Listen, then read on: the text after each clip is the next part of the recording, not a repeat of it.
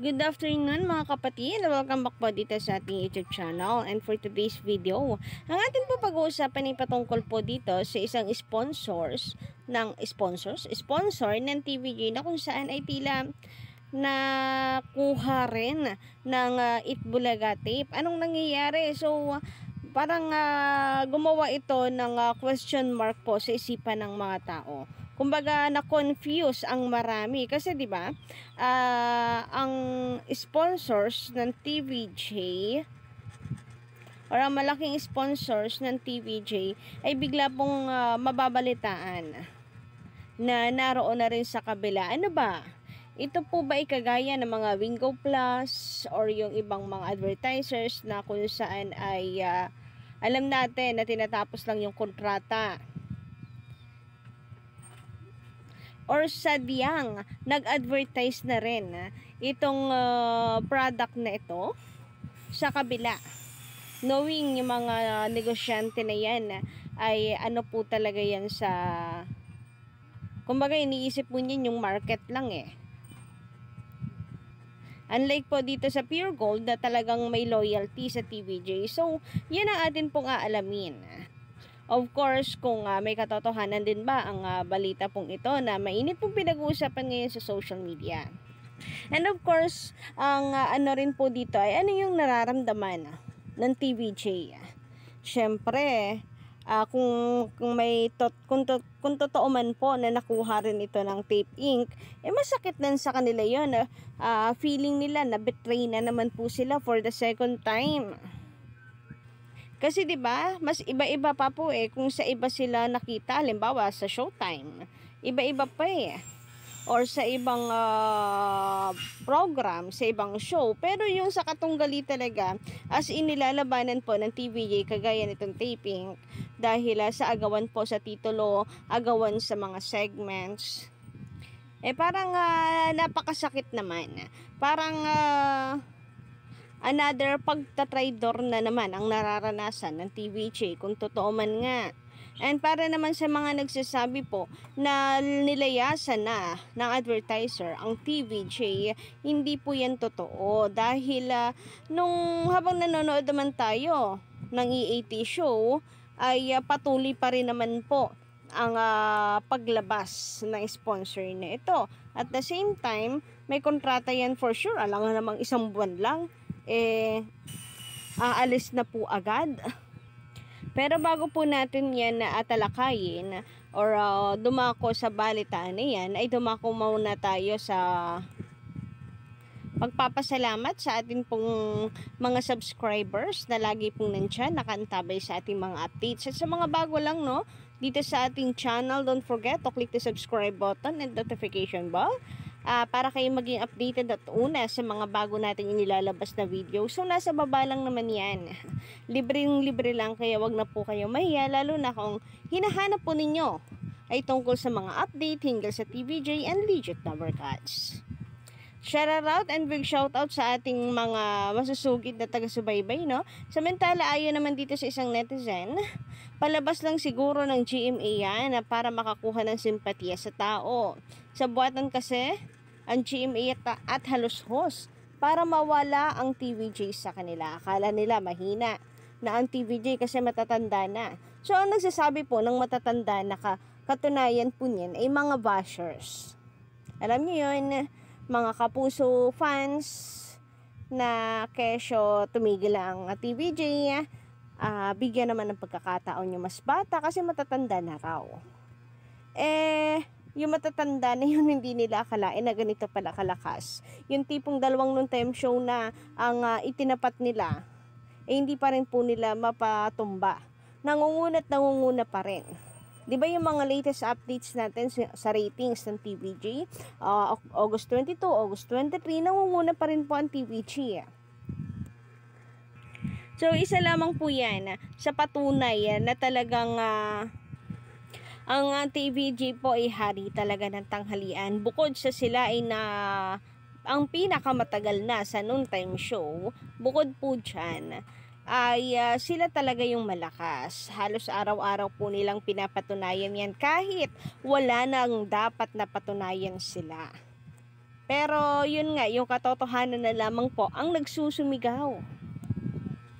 Kahit po ang TVJ ay chillax lang, hindi po nagmamalaki. Kita nyo naman, di ba? Puro replay lang ang kanilang ipinopost sa kanilang account. Ni yung ratings nga nila, hindi po nila ibinabalandra sa kanilang official page, di ba?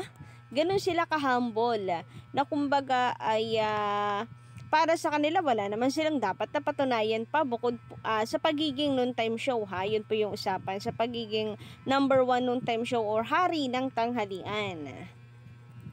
Pero ayun nga, katotohanan kasi talaga ang nagsusumigaw. Kagaya ng TV ratings, sponsors, advertisers, and of course, ang mga patotoo. Kundi, walang iba kundi po ang mga netizen. Sabi nga dito, di nila alam ang pagmamahal ng tao sa TVJ. Dekada na ang TVJ, kaya di basta makakalimutan ng tao ang TVJ at Itbulaga ay iisa. Nakalimutan ng GMA, TVJ lang ang nagpalakas sa channel nila. And isa na naman po ito sa patunay na talagang ang mga tao hindi makakalimutan basta-basta ang TVJ dahil TVJ is Itbulaga and Itbulaga is TVJ. Isa na pong patunay dyan yung mga nangyayari pong eksena or pahiya segment o pahiya serye sa segment nila Yorme Isko.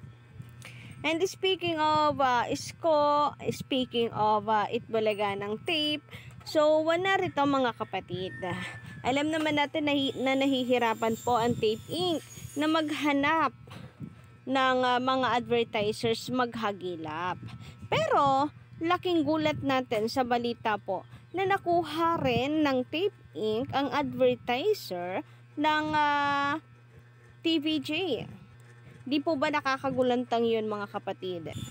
Kasi we all know naman kung ano po ang pinagdaanan ng TVJ. So, feeling nila na traitor sila, na betray po sila, 'di ba? At ninakawan pa. Tapos, narito na naman ang balita ng isa pong malaking sponsor ng TVJ, mapupunta rin sa kabila. So, ano kaya ang katotohanan doon? Nakuha, nag-advertise din talaga, or sadyang meron lang tinatapos na kontrata? Kasi dati rin naman pong sponsors ng Itbulaga talaga ito ng TVJ. So, pwede rin nga na meron kagaya ng Pure Gold na 3 taon nag-advance. Tapos, hindi po mabawi yung in-advance nila. Kaya no choice, kundi ipapalabas pa rin po sila doon. Pero ang kaso, tila ngayon lang natin maririnig ang isang sponsor na ito na ipagmamalaki ng Tape Inc. So, wala pong iba kundi ang Hanabishi mga kapatid. So, ang Hanabishi ay ano po yan? Big sponsor ng TVJ. Yan nga po ang pinamimigay nila sa sugod bahay mga kapatid, di ba? Yan po ang biggest sponsor ng TVJ. So, base dito sa post sa social media, Itbulaga with Heart, Tape Inc. and GMA Network, GMA Regional TV welcome its new sponsor, Hanabishi.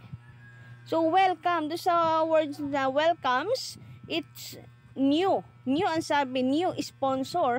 So, hindi po ibig sabihin nito ay mayroong tinatapos na kontrata kasi new sponsor. So, ano yon?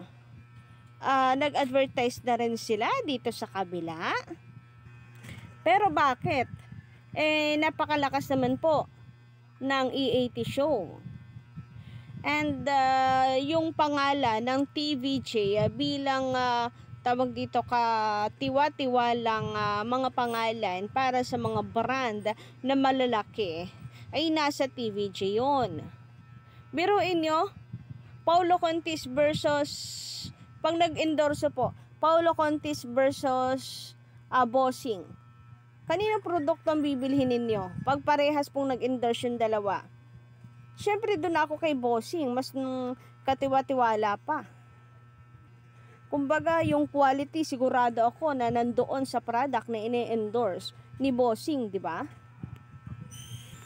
So, kung ratings lang po ang pinag-uusapan, reach po ang pinag-uusapan, it doesn't mean na mapagkakatiwalaan na yung mga product nyo. Dahil wala naman pong trust ang mga tao sa host nitong kabila, unlike po sa TVJ. Kaya naman abang-abang lang po tayo mga kapatid kung may katotohanan nga ba ang post na ito ng isang page sa Facebook, no? Pero isa lamang po ang malinaw dito, hindi po tinalikuran o nilayasan ng Hanabishi at hindi po nila gagawin yon sa TVJ. Sila pa rin po ang malaking sponsor ng TVJ and umaasa po tayo na sana nga malakas lang mang-asar ang page na ito. Pero kadalasan yung mga page na yan, may mga ano po yan, may mga source po yan. Kaya naman, let's find out ang mga kapatid.